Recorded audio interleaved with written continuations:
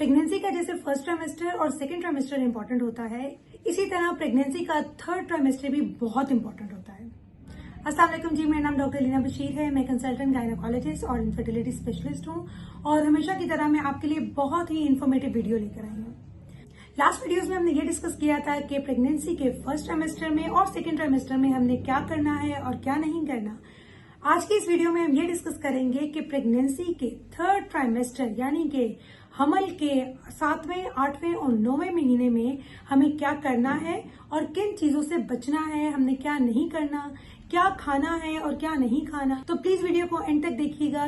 अगर आपने इस चैनल को सब्सक्राइब नहीं किया तो चैनल को सब्सक्राइब करें, इसको शेयर भी करें ताकि जो खवातीन आपके फ्रेंड सर्कल में, आपके रिलेटिव्स में इस दौर से गुजर रही हैं, जिनका 7th, 8th या 9th मंथ है, उनको गाइडेंस मिल सके। तो चले हम अपने टॉपिक की तरफ चलते हैं। जैसा कि आपको पता है कि प्रेगनेंसी का हर मंथ बहुत इंपॉर्टेंट होता है और हर फेज दूसरे फेज से डिफरेंट होता है। इसी तरह थर्ड मंथ भी बहुत ही इंपॉर्टेंट होता है। बल्कि मैं आपको ये कहूंगी कि हमल के तीनों ट्राइमेस्टर में सबसे इंपॉर्टेंट यही 3 माह होते हैं, क्योंकि इन 3 माह में बच्चे का वजन बढ़ रहा होता है, बच्चे की ग्रोथ हो रही होती है। मदर में ऐसी बहुत सी चीजें हैं जो शायद फर्स्ट 6 मंथ्स में आपको ना जाहिर हो सकें, लेकिन इन 3 मंथ्स में अपीयर होने लग जाती हैं। तो प्लीज इन 3 मंथ्स को बिल्कुल आपने लाइट नहीं लेना कि हमने 6 मंथ्स हमने चेकअप करा लिया है, अब हम डिलीवरी के टाइम पे जाएंगे। सबसे पहले हम ये डिस्कस करते हैं कि इन 3 मंथ्स में यानी कि 7th, 8th और 9th मंथ में क्या क्या चेंजेस आ रही होती हैं बॉडी में और पेशेंट को ऐसे कौन कौन से सिम्टम्स होते हैं, कौन कौन सी प्रॉब्लम्स फेस करनी पड़ती हैं। जैसा कि मैंने आपको बताया कि इस दौरान बेबी की ग्रोथ हो रही होती है, बेबी का वजन बढ़ रहा होता है, साथ साथ माँ का भी वजन बढ़ रहा होता है डेफिनेटली। तो इस दौरान प्रेशर इफेक्ट्स बहुत आने लग जाते हैं। प्रेशर इफेक्ट्स में समटाइम्स आपको कॉन्स्टिपेशन होने लग जाएगी, बैकएक होने लग जाता है, लोअर एब्डोमिनल पेन स्टार्ट हो जाता है, फ्रीक्वेंट यूरिनेशन होती है, बार बार यूरिन आने लग जाता है, स्टमक पे प्रेशर आता है तो स्टमक के प्रॉब्लम स्टार्ट हो जाते हैं, इनडाइजेशन होती है, खाना हजम नहीं हो रहा, सीने में जलन होने लग जाती है। तो इस तरह के जो सिम्टम्स होते हैं वो सब प्रेशर इफेक्ट्स होते हैं। सबसे जो कॉमन कंप्लेंट होती है वो होती है कमर में दर्द।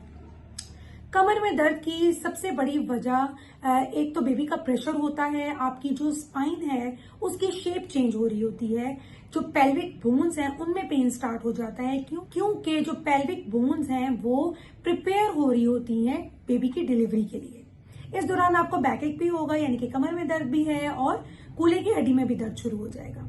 इस दर्द से बचने के लिए सबसे इंपॉर्टेंट चीज ये है कि आपने अपने सप्लीमेंट्स मिस नहीं करने, आपने अपनी डाइट को बहुत अच्छा रखना है, उसमें दूध का इंटेक करें। आप सप्लीमेंट्स में कैल्शियम बहुत इंपॉर्टेंट है, इससे भी कमर दर्द कम होता है। अगर आप विटामिन डी सप्लीमेंट्स लेना चाहें तो वो भी ले सकते हैं, वो भी सेफ होते हैं। हमल में कमर दर्द से रिलेटेड मैंने एक बहुत ही डिटेल वीडियो अपलोड की हुई है, प्लीज उसको जरूर देखिएगा। उसमें मैंने बहुत तफसील से बताया हुआ है कि हमल में कमर दर्द के बचाव के लिए आपने क्या करना है और क्या क्या एहतियात करनी है। प्लीज उसको भी जरूर देखिएगा, उससे भी आपको काफी गाइडेंस मिलेगी।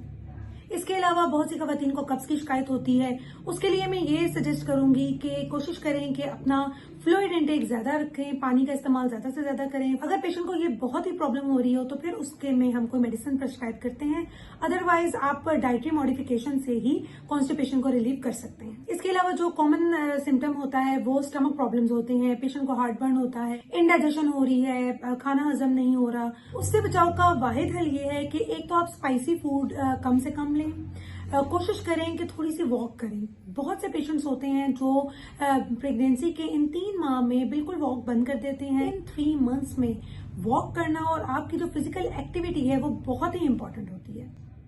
अगर आप फिजिकल एक्टिविटी करेंगे तो उससे आपका खाना भी जल्दी हजम होगा। इसके साथ साथ सबसे इंपॉर्टेंट चीज ये होती है कि बेबी फिजिकल एक्टिविटी से ही नीचे पेल्विक बोन्स तक पहुंचेगा, जिसकी वजह से नॉर्मल डिलीवरी आसान हो जाती है। जो बेबी का प्रेशर होता है उसकी वजह से पेशेंट को यूरिन बार बार आने लग जाता है। यूरिन बार बार आने को आपने लाइट नहीं लेना, क्योंकि यूरिनरी ट्रैक इन्फेक्शंस भी बहुत कॉमन होते हैं और यूरिनरी ट्रैक इन्फेक्शंस को आपने टाइमली मैनेज करना होता है, क्योंकि इससे प्री टर्म लेबर भी हो सकती है। तो प्लीज आपने इस चीज को बिल्कुल लाइट नहीं लेना, फौरन अपना यूरिन टेस्ट करवा के मेडिकेशन स्टार्ट करनी है। एक बहुत ही कॉमन कंप्लेन होती है कि पाँव पे बहुत स्वेलिंग हो जाती है। वैसे तो ये स्वेलिंग नॉर्मल होती है, लेकिन इस स्वेलिंग को भी आपने सीरियस लेना है। यही 3 मंथ्स हैं जिसमें ब्लड प्रेशर ज्यादा हो सकता है, इसलिए जैसे ही आपको लगे कि पाँव पे स्वेलिंग हो रही है, आप फौरन अपना बीपी चेक करें। स्वेलिंग को कम करने के लिए मैं अपने पेशेंट्स को यही कहती हूँ कि कोशिश करें कि जब बैठें तो पाँव बिल्कुल लटका के ना बैठें। अगर बेड पे लेटती हैं तो पाँव की तरफ एक तकिया रख लें, उससे भी स्वेलिंग कम हो जाती है। बहुत सी पेशेंट्स होती हैं जिनके स्लीप पैटर्न्स चेंज हो जाते हैं, उनको नींद नहीं आ रही होती, तो ये भी एक बड़ा कॉमन सिम्टम होता है। इसके साथ साथ कुछ पेशेंट्स को वेरिकोज वेन्स हो जाती हैं। वेरिकोज वेन्स का मतलब ये होता है कि लेग्स में जो वेन्स हैं वो बहुत प्रोमिनेंट हो जाती हैं, फूल जाती हैं। तो उसके लिए भी मैं यही सजेस्ट करूंगी कि टांगों को बहुत ज्यादा लटका के ना बैठें। जब लेटती हैं तो पैरों की तरफ कोई तकिया रख लें। अगर ये वेरिकोज वेन्स बहुत ज्यादा हैं तो फिर कंप्रेशन स्टॉकिंग्स भी दी जाती हैं। जैसे यूरिनरी इन्फेक्शंस बहुत कॉमन होते हैं, इसमें वजाइनल इन्फेक्शंस बहुत कॉमन होते हैं। वजाइनल डिस्चार्ज होने लग जाता है और कुछ पेशेंट कंफ्यूज करते हैं उसको लीकिंग के साथ। अगर आपको वजाइनल डिस्चार्ज है और साथ इचिंग भी हो रही है, साथ पेट में दर्द भी हो रहा है, तो प्लीज फौरन डॉक्टर को कंसल्ट करें और प्रॉपर मेडिकेशन लें।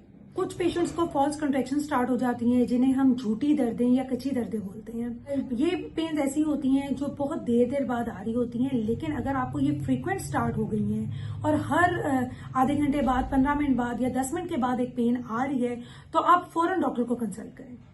ये तो वो कॉमन सिम्टम्स थे जिससे पेशेंट प्रेजेंट करती हैं और पेशेंट बहुत कंफ्यूज होती हैं कि ये सिम्टम नॉर्मल हैं या नहीं है। आई होप इस वीडियो में आपको क्लियर हो गया होगा कि हमल के आखिरी 3 महीनों में हमने क्या एहतियात करनी है। अगर आपको ये वीडियो पसंद आई है तो प्लीज वीडियो को लाइक करें, चैनल को सब्सक्राइब करें और अपने तमाम फैमिली फ्रेंड्स के साथ शेयर करें ताकि वो भी भरपूर तरीके से फायदा उठा सकें। Thank you.